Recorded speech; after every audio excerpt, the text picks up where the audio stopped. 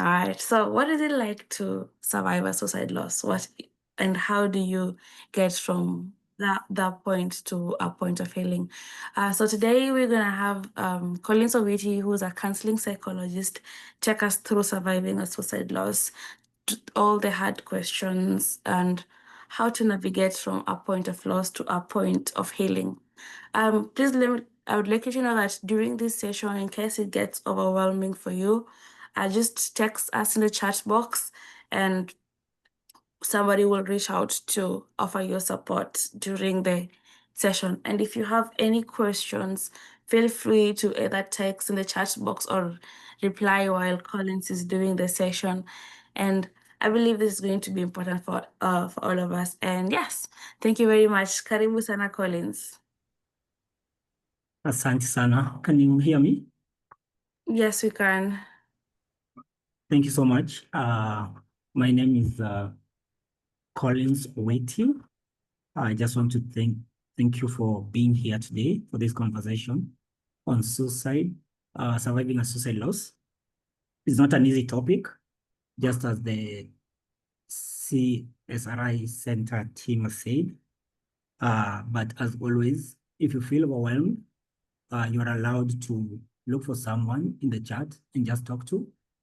I know that there's some psychologists in. I know Elizabeth Odede is in, a very good psychologist. I know Mary Gitao is also there. And also I've seen Dave. Dave Ortiz is also a very good mental health advocate. Thank you so much. And we'll just go direct to our topic, which is surviving a suicide loss. I'll start with a powerful quote from Frank Campbell that says, "Postvention is prevention for the next generation." Basically, what it means is that we support people who have lost a loved one to suicide. It's not only about healing their grief, it's also about preventing future suicides.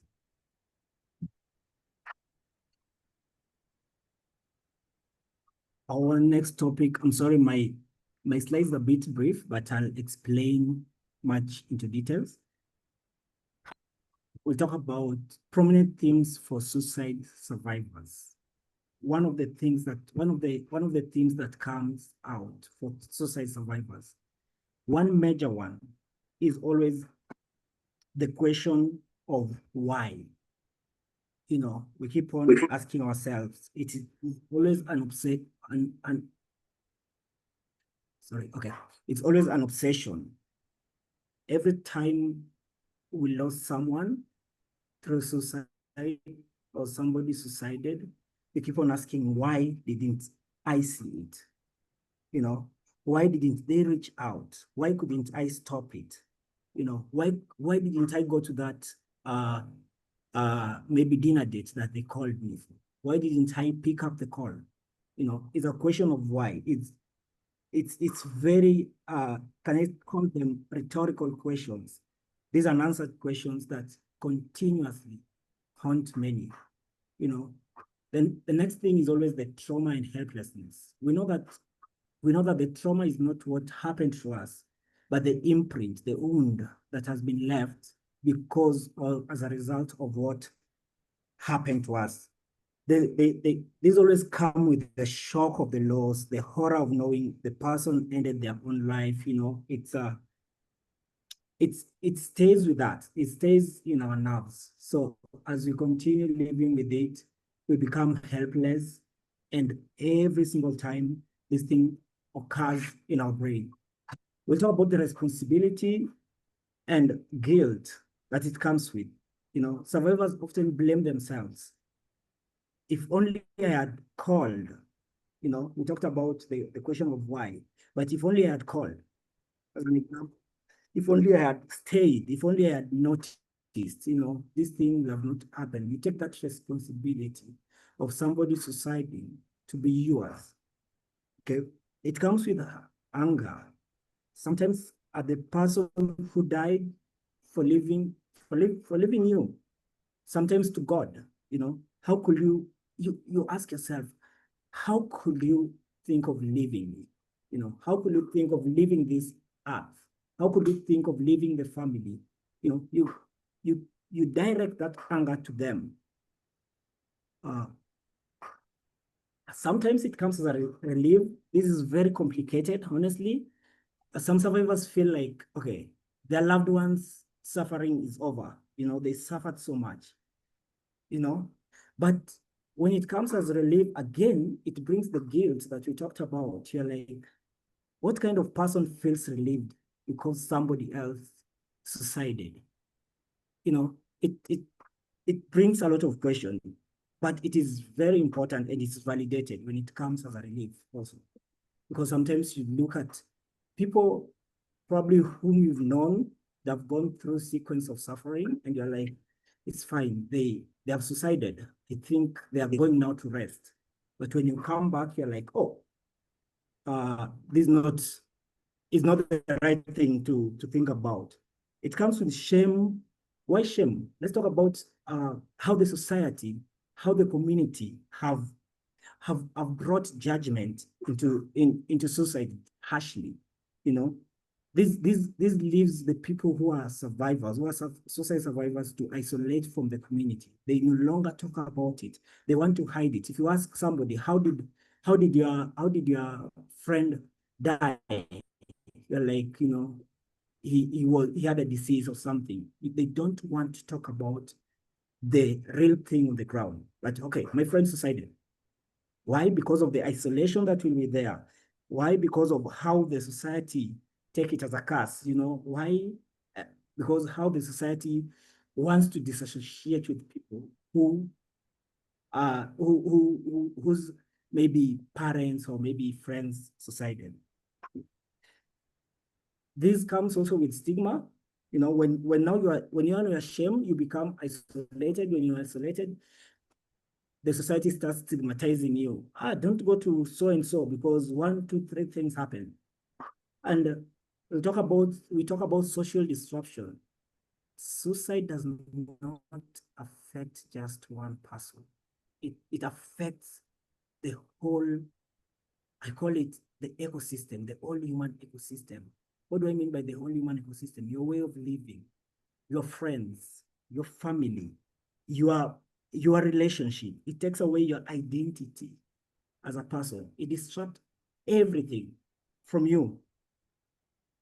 Sometimes it comes with suicidality. Some survivors begin thinking of having suicidal thoughts themselves, you know. The pain feels unbearable. You cannot think about losing somebody that was loving to you, or maybe losing somebody that was just your community, you know, and they may think of joining their loved ones because of these suicidal thoughts that comes every single time. You know, it comes with sorrow and the yearning, you know, the missing. You're missing. You have a deep grief and longing of the person who is gone already. You know, you try feeling like sometimes with a heck of, I wish I can be there with them when they're already gone, you know. So it comes with this, all these things. For the survivors, we get ourselves answering these questions every single day, you know. But it's not our fault. When we read Wendy Mama book or listen to her, she says suicide suicide is a loss. Suicide is a loss is a title I never wanted, but it's the one I carry every single day. Is no one wants it. But when it comes, we carry it with us every single time. What basically, I don't know, I can't see the chat box, but I'll just want, if you're comfortable, um,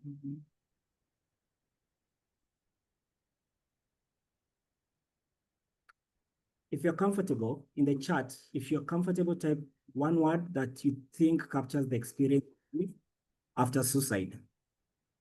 I don't know if this, yeah.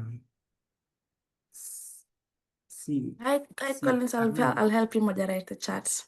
Okay, thank you. You can just type one word if you're comfortable that you think captures the experience of the grief after suicide.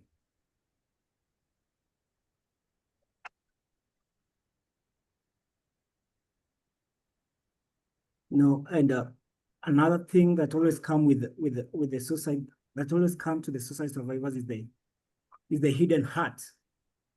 You hurt yourself, and sometimes we talk about, I'm fine, whether you're not fine. You always work on, you try substituting the work. You think like, okay, your work is tied to the work. You substitute it a lot, you feel hopelessness, and so you try moving because you're fine. You have the hidden hurt. You're hurt, but you decide not to talk about it because you feel like the community needs to see you when you're like that. So you don't have anyone to run to, or you're not open to talking about. We do have two feedbacks so far.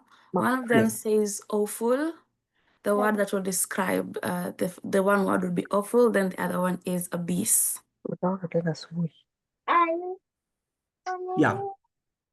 Sometimes it's just you feel scared. This thing is like a rowing animal. It wants to take you. Also, you feel like I need to go. Do you have more? Yes, the other one is abyss. I guess like a really deep plunging hole. Mm-hmm. Yeah. I would say for me, it feels like confusion. That's how it Feels like feels. It has more questions than it has any answers. mm-hmm. It's true. Sometimes you don't get it. You're living in a confused world whereby you don't understand what's really going on, you know. And so yeah, sometimes you get confused. True. Another person?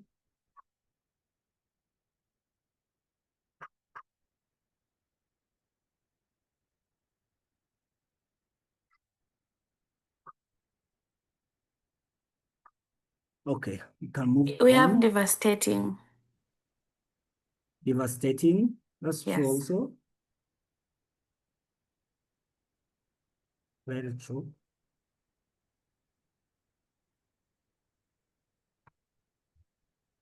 So we talk about postvention. We described what postvention is when we are starting from Campbell. And in my notes, you see, it's postvention is the prevention for the next generation. That is Frank Campbell. And I'll describe it as the organized care and support we give people after the suicide loss. After the suicide loss, it comes into, I look at it into three dimensions. I look at it into three dimensions: the timing, the type of support, and the safety measures.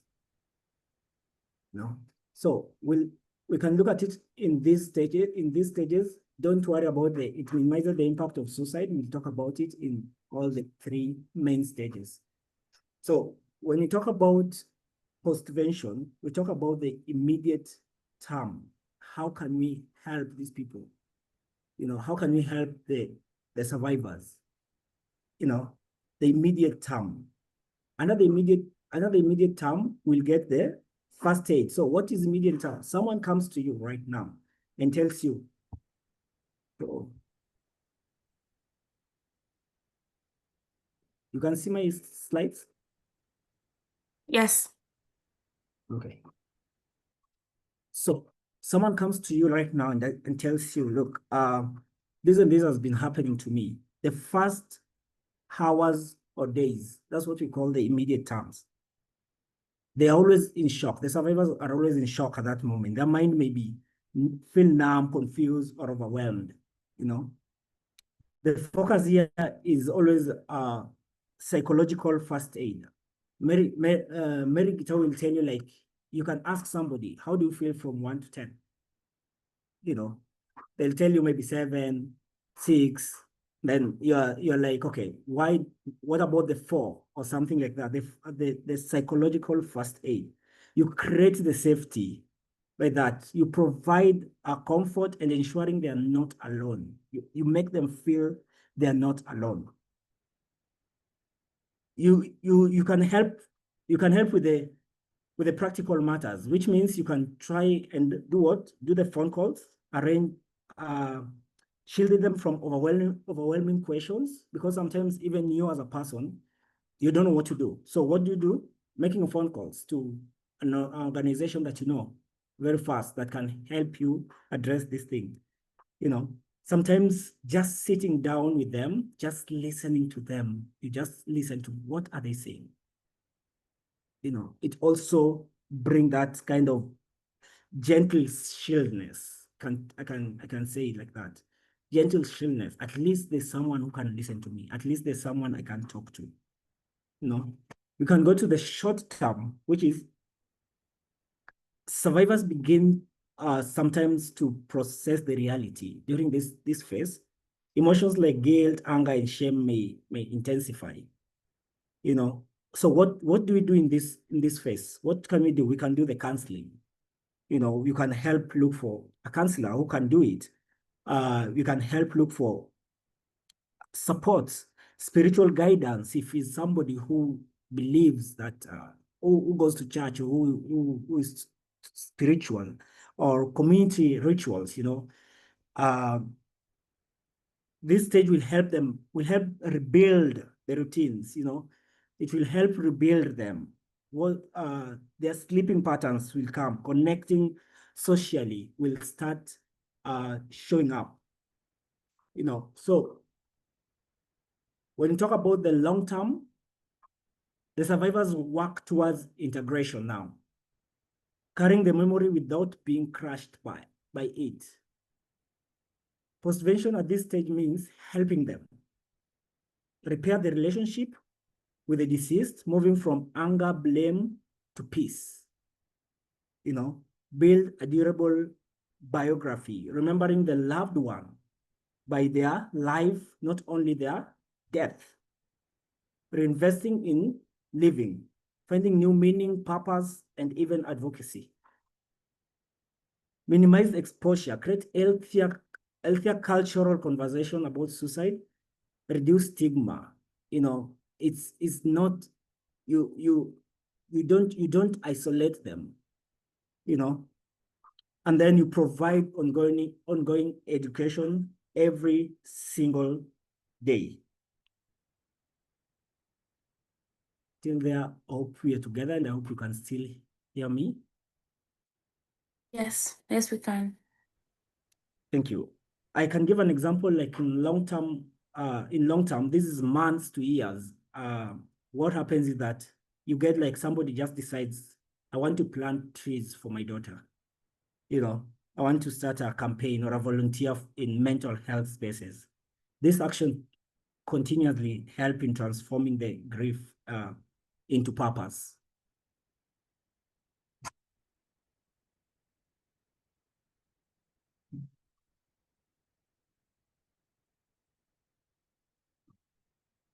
This slide, okay, good. Okay, so let's talk about grief. Grief after suicide is always a unique thing.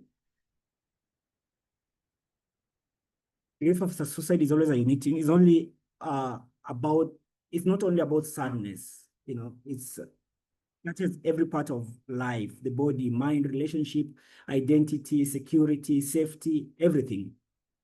Mm. Okay, thank you. I'll let you know when to move to the next slide. Thanks a lot. It touches about everything, even our sense of meaning. You don't even know yourself at that moment, you know. It touches about the community, your sense of belonging. You know, it shifts a lot. So our response to the grief are through the following. We'll talk about the feelings. We feel deep sadness and despair. Guilt is common, very common. I should have seen it. I should have stopped it. I should have, you know, you feel that guilty. I should have gone. I should have just done something with him over the weekend. I should have just maybe just called the family member to just know how they are. Anger at the loved one, themselves, the world, uh, to the pastors, to the teachers, to every single person who was around when this thing was happening. Shame, this comes because of stigmas. We talked about it. Isolation. They might stop saying, like, you know what, my loved one died by suicide. And grief after suicide often mixes emotions that seems opposite. Someone said, look, confusion comes, yes, it sets in. Why? Because you feel sadness and you'll feel anger. You'll feel relief and you'll feel guilt. All at once, it just comes like, okay, fine, he has gone. He's gone to rest. He's been suffering. But again, is it really good to say that? Yeah. Physical symptoms. Grief comes with headache, sometimes, and exhaustion. Not yet. Go back. Thank you. Grief comes with exhaustion, uh, headaches, sometimes stomach aches. You feel like your joints are aching. You feel like you don't want to eat. Or you overeat or you undereat. If you start getting the low immunity, you start being prone to diseases. And it makes me think of one thing that was said by a survivor, that I was so exhausted. I felt like I was carrying a 100-pound backpack all the time. It brings all those kind of things. It it tampers with your cognition, cognitive symptoms, the thoughts. You might reply the death over and over, asking why. Why aren't you here? Why didn't you tell me? You keep on thinking about it. Why? The major question that we talked about. They may imagine different scenarios. What if I had called that day? We talked about it. It comes with difficulty in concentration. It comes with difficulty in concentration. Even during reading. Okay. To your point. Okay. Even during reading, it feels impossible. Some experience intrusive images of how the suicide might have happened. You start thinking of, this is how maybe the suicide might have happened. This is how maybe the suicide might have happened. This is how maybe he might have sat down in the house. He did this or he did that, or, it comes in different ways. Behavioral changes. Some withdraw, you know, others become restless, pacing, or rather working excessively. When you talked about hidden heart, you feel like, let me substitute what I feel with the work. Some get into now risky behaviors like alcohol use. You get someone just getting out to go for a drive, and look, he drives carelessly or she drives careless. Even suicidal behaviors themselves, they start thinking, okay, now I think I should also follow them. Interpersonal or social strain, it comes with uh can I put it like this? You're trying to isolate yourself. Because you might feel judged by the community. You try a lot to stay alone. You might try and avoid the friends that are there, that you've been there with, because they don't know what to say. When you're asked, why did your loved one go, you don't know what to say. You're afraid of being talked to or talked about. I don't know. So, like, question more so in maybe in the rural setup, what happens is that they might start saying that family has a curse. This stigma adds an extra layer of pain every single time. we get the spiritual struggles. We start asking, or we start cursing, even God. We start saying, where was God? Why did this happen? Where was he when this thing was happening? Why are people preaching about God and he's not helping anything? You know, he's not there with us. He's no longer there with us. So these things continue every single time to this is how we respond to the loss every single time. Go to the next slide, please.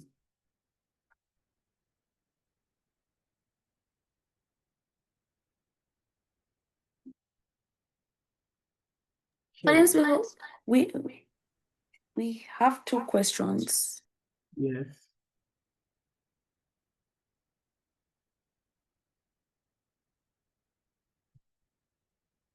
First one says, Mhm. I guess it speaks to the previous slide. It says, to your point, what are the most helpful things survivors of suicide loss have told you they needed in the weeks and months after their loss?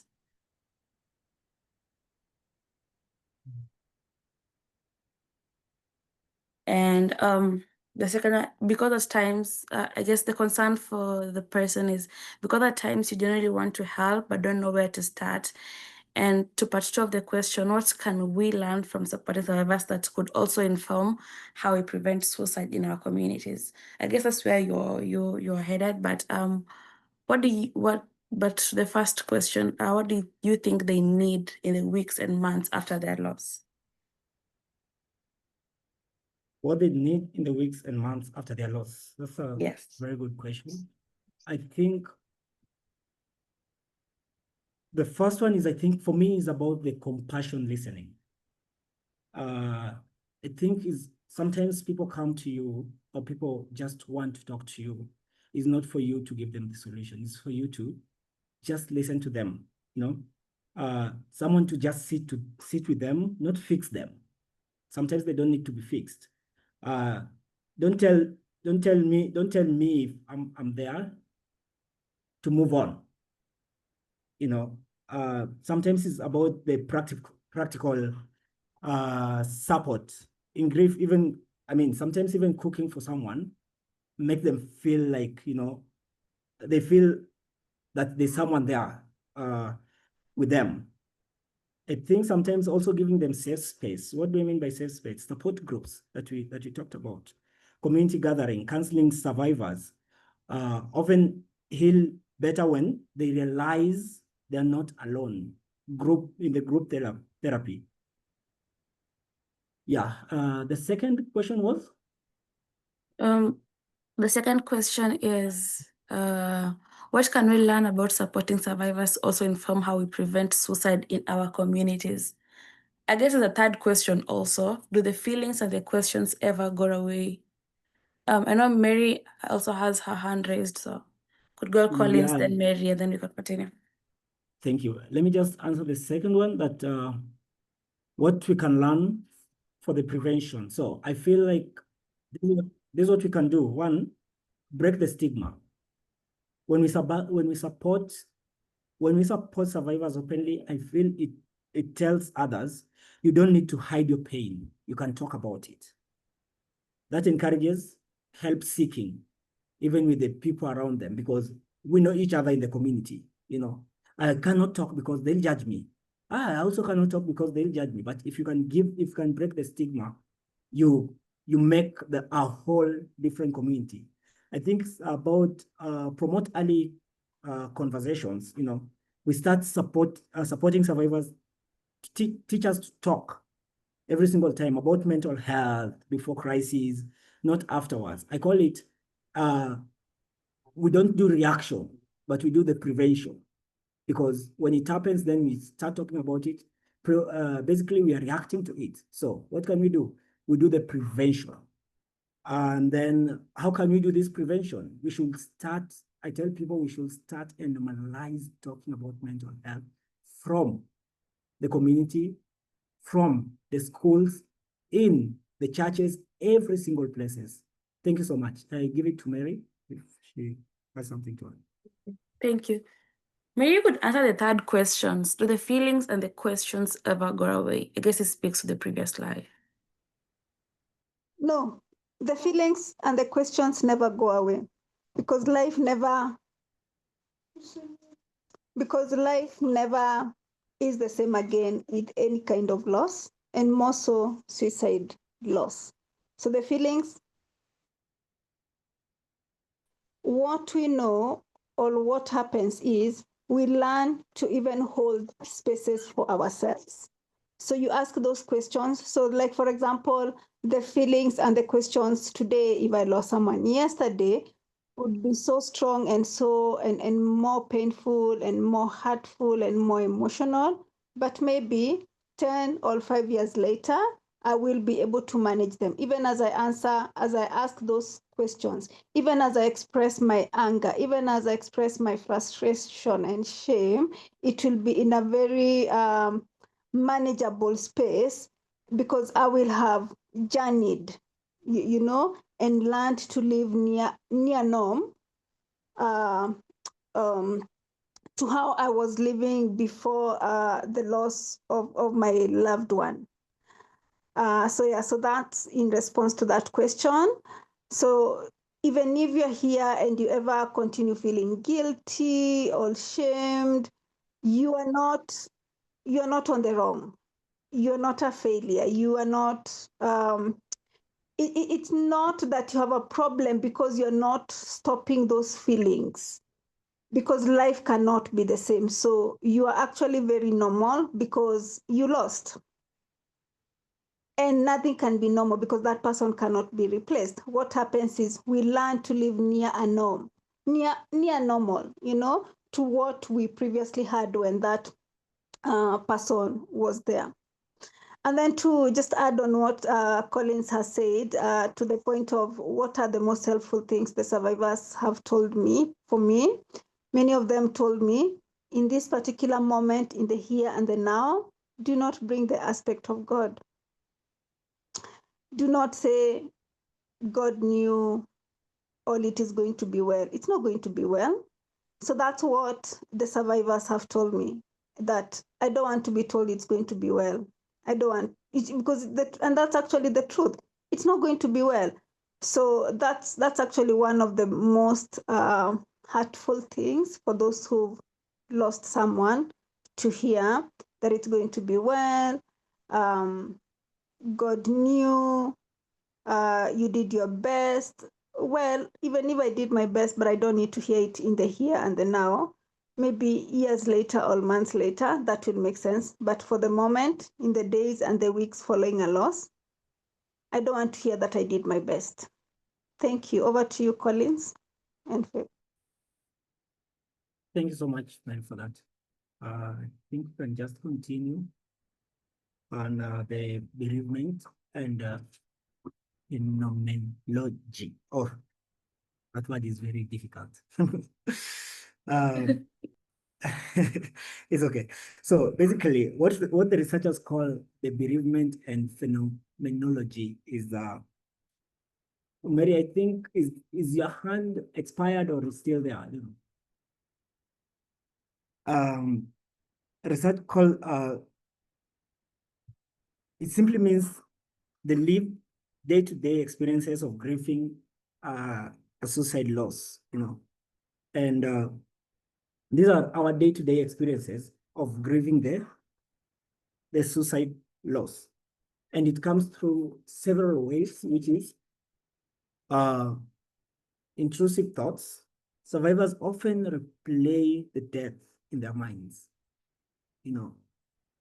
How did it happen? I think I've talked about it again. Why? How did it happen? Did they think of me? Could I have stopped it? Don't they see other things?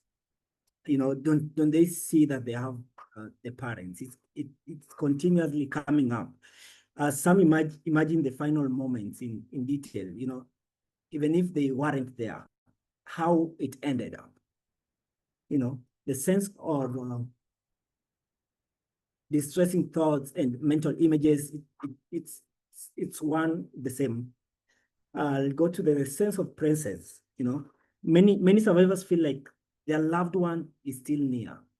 They're here. They might even start talking to them. I am seeing him or her. They may hear their voices, smell their perfume, wow, and sometimes smell them in the house. They are around most of the time to them. Some find this comforting, and others start becoming frightened with this. There's a story of a widow who, for weeks, she felt when the husband died, for weeks she felt the husband sitting next to her in the bed. It was painful for her, but it was also comforting for her. And it tells us how society can bring the mixed emotion at the same time. They're yearning and searching every single time. Survivors long for one more moment, one more hug, one more conversation, one more phone call, one more dinner, one more lunch. This yearning can feel endless, like unfillable gap. These are what Maria said. Sometimes it doesn't go away, but the life is growing. There's a wave of emotions. Grief doesn't move in straight line. It comes in waves, sometimes very crazy. Sometimes you're okay. Sometimes you are very unpredictable. You feel unstable. Sometimes people see you like, is he really okay? Sometimes you laugh with other people, It brings nostalgia and unreality. Survivors may feel like life before the loss was different world at all. They start thinking and keep on thinking, am I really dreaming? Did this really happen? It comes up with anxiety, depression, and guilt, fear of losing another loved one. What will happen in the next coming days or in the future? Some survivors sink into depression or even suicidal thoughts themselves comes in. Physical symptoms, what we talked about the body aches, immunity going down, you become sickling each and every time. The body literally, what Gabon Mate says. I don't know whether it's Gabon Mate, no, but the body literally keeps the score in the grief every single time. Can we go to the next?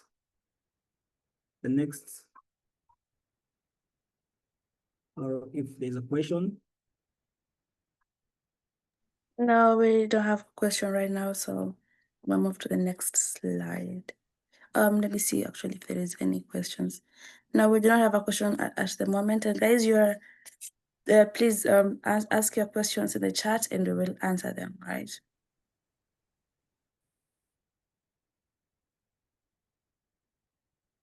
Okay.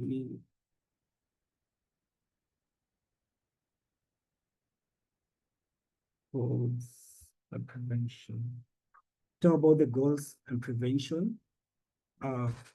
Goals of post-prevention and task of loss integration. We have now that we've seen the painful experience of suicide grief, we can now talk about where post-prevention lead us. I think it's not just about reducing the pain, it's about guiding survivors towards healing and living again. We'll talk about the four main one, which is the learn social management skills, learn social management skills, repair and transformation of the relationship with deceased, develop durable biography of deceased, reinvesting in living. We talked about the point 3 several times when I was speaking on the others. So helping survivors rebuild social skills. After suicide, many survivors withdraw, they feel judged, stigmatized, or ashamed, And what happened is that post-prevention helps survivors relearn, basically, how to connect safely with others. How do they come now into the society, How do they come now? How do they create, again, the community that they once stayed away from because of the stigmatization that came in? How do they now start integrating again the families, the friendship, and the whole world, and accepting that, look, okay, fine. I was a church-going person. Now I'm going back to church. This might mean practicing simple steps. Reaching out for help, saying yes to social invitation, or joining survivors support groups, which sometimes is there. Repairing the relationship with the deceased. Suicide can shatter the survivor. I saw someone asking about do the feelings and the questions ever go away? That was a question that came up. But you can imagine, suicide always shatters the survivor relationship with the person who died. They may feel anger and betrayal and abandonment. Why didn't you leave me again? Why did you betray our friendship? Why did you betray our brotherhood? But the postventions now help survivors reframe that relationship. You come back. This might include the rituals like, you can write every single time about the forgiveness letter. You can speak to the loved ones in prayer, or choosing to focus on treasured memories. What did you guys do together that you can keep on remember? There's a story again that came up, I think, some few years back, that says, at first I was so angry at my brother. I thought, how could you leave us? But with time, I realized he was in pain. Now I remember him by his laughter, not just his death. Okay. We'll talk about the durable biography. We talked about it also. I don't want my loved one's life to be defined only by their suicide. Sometimes this is what survivors often say. But if you write a durable biography, it becomes an ongoing story that can be carried forward. We'll talk about investing in life, in living. The final goal of postvention is helping survivors find purpose again. No, this doesn't mean moving on again, doesn't mean forgetting. No, it means carrying the grief, but also choosing life. You choose to continue living. You carry the grief, but also choosing to continue living. I want maybe my brother I want to give him a decent sentence. So survivors may reinvest by doing, one, voluntarily in suicide prevention or mental health awareness, which can start earlier. We can support other grieving families. We can create new hobbies, friendships, or life projects. Another story from South Africa, a mother who lost her son runs a school program on resilience. She said, I couldn't save him, but maybe I can save another child. We need to start from now. We need to start today. We need to start this minute, so that we might not have saved our loved ones, but we've saved the other. We might not have saved our loved one, but we can save other kids. Can we go to the next one? Collins, there's another question. Yes. It says, there's a numbness that comes with loss. I don't know how to get out of it. I feel like I do not have the energy to do anything. Getting up in the morning is hard. How do I get back in rhythm?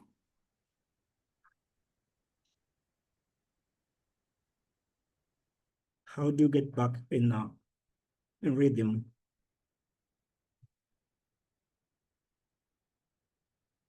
Mary Gitau?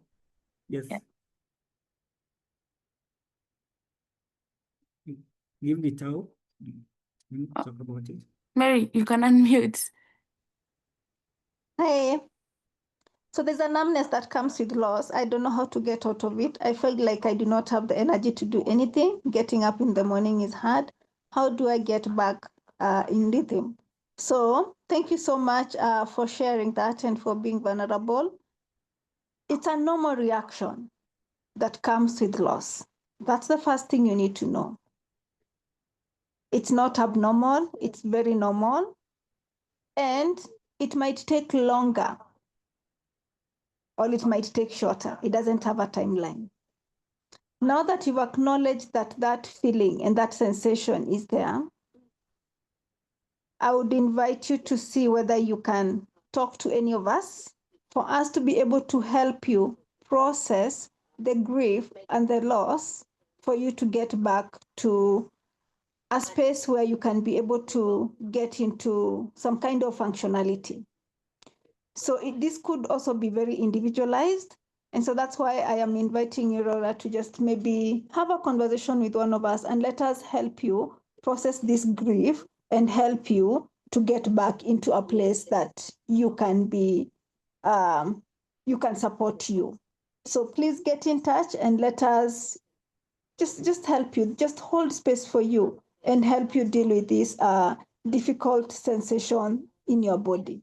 Thank you, Favor. Thank you. I have Yes. sent our office number in the chat. It's 0703-388-130. You can use that to text and or call and we'll get back to you. Thank you, Mary, and thank you, Collins. Yeah, thank you so much, Laura, for that. I think just as what Miriam said, I think your whole system, body, mind, and the spirit is sometimes getting overwhelmed, and I think it's a normal thing for the suicide loss at some point. Thank you so much. Favor, can we go to the network? Okay, thank you. So we have healing rituals of grief. We'll go very fast so that you cannot be locked out. So we have the rituals of remembrance.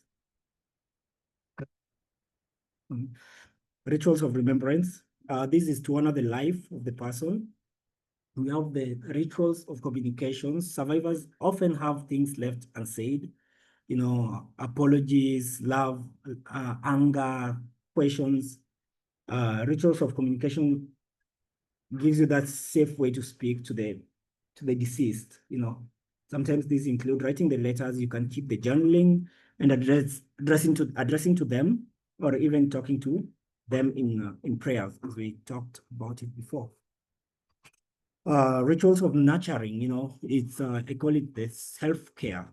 These rituals remind survivors to care for themselves during grief. Sometimes it might be how is it called? Taking a walk, practicing yoga, or creating art. It seems small, but they are life-giving when survivors feel empty. Rituals of reflection, you might start thinking of you sit with grief instead of running from it. You don't run away from it. Reflection rituals help survivors to face pain gently and gradually. Talk about rituals of community. Grief can be isolating, but rituals bring people together. What can we do during this time? We have the vigils, we have the vigils, we have the prayer services, memorial walks, or you can start storytelling or shared healing. We have the rituals of release. They help survivors let go of guilt, anger, and unanswered questions. You don't erase the grief, but they create symbolic closure. Examples, some people do planting tree or to mark the new beginning. Some, like in Indian culture, probably they throw away the ashes in the ocean, and then it goes with everything. Yes. I don't know if continue. Any question?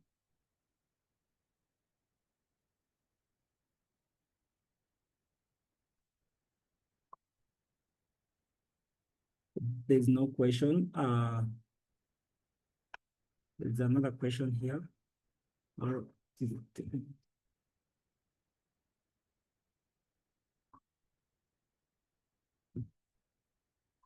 There is another question. Let me read it out. Quite long. It's taken everything in me to admit, but at times I still feel the urge to unalive myself. And then when I shake myself out of the feeling, I have to deal with a huge load of guilt. Like it feels like I'm taking a step forward and 10 backwards.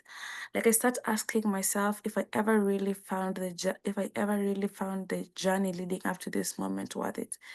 There are times I still fantasize about self-harm and all. I'm sending you hugs and love, and I would like to ask Collins or Mary or any of the others technologists here to take over responding to that one. I think I'll go first before Mary goes. I think, Margaret, thank you. Thank you very much for being honest. Sometimes I know how much strength it takes to share something so heavy, honestly. I would just want to, um, I'll just want to, this is something that many people go through when they are carrying unbearable pain. You're not alone in this, to be honest. I want to say clearly, your life matters.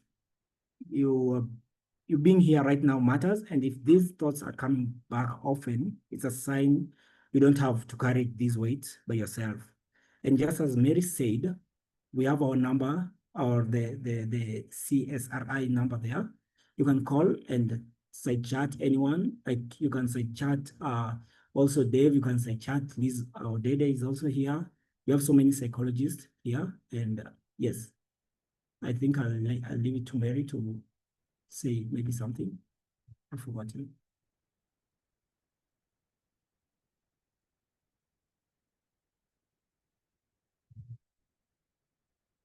Hello.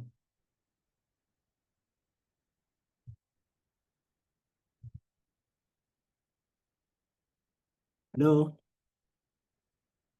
I think she's still on mute. I gotta tell you just one thing, that going through this step of moving from a point of suicidal ideation to suicidal intent and back and forth and feeling like self-harming, it's a journey that comes.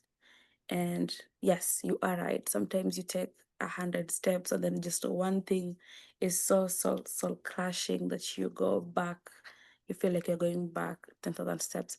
But the fact that you took that one step, I know in math, 1 + 1 is equals to 2, but in life and death and suicide and unaliving yourself, 1 plus you being alive and not unaliving yourself is 1,000 steps.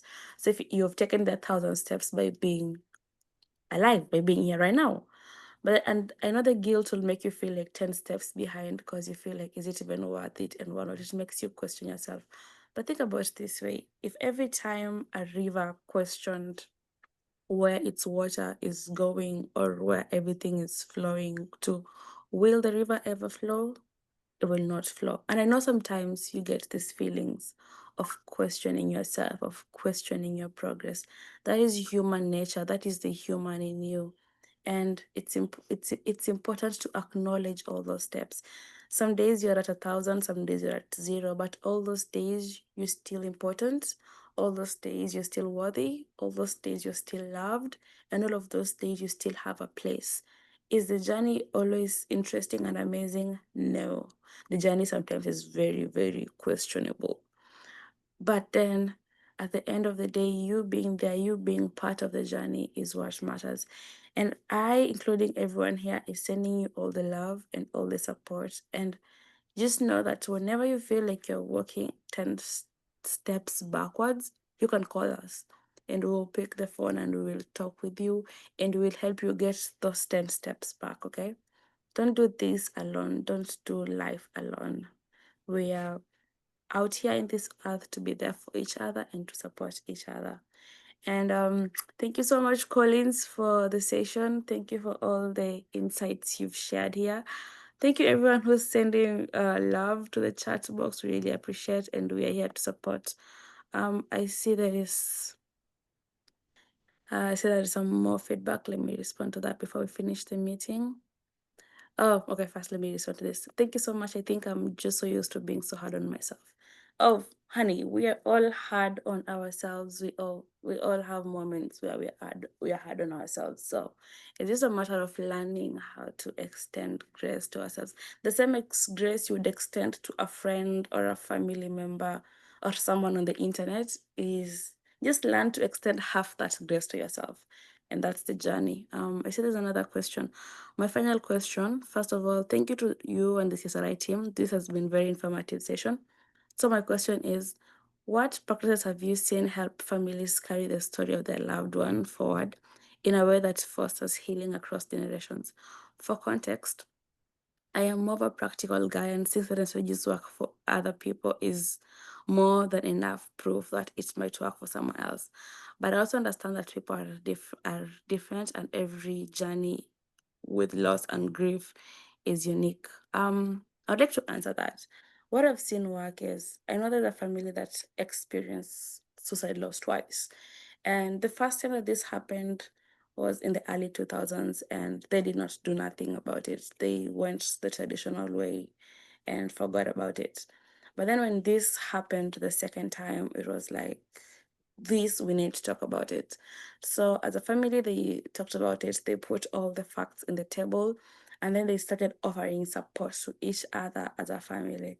Because at that point, it was feeling like a genealogy thing, but they're like, so how are we going to help each other so that this does not happen again in our family? So they put the facts on the table. This happened because of this and this and this. Of course, they did not have all the answers. Of course, they still had the why questions, but they were like, if we learn how to talk to each other, how to support each other, how to be each other's go-to person, we could help each other. So one thing that could help, one practice is the family actually coming together and dealing with the facts. Suicide loss often leads families to separating and being distant with each other. But in this case, it helps people stay together and support each other. Okay. All right. And also it helps when the family moves as a unit. In everything, working as a unit helps. All right. It's come to the top of the hour. Thank you very much for coming to this meeting, and thank you very much for showing up. And may you have a wonderful night. If you have any questions, please continue reaching out to us, and we will be here for you. Have a good night.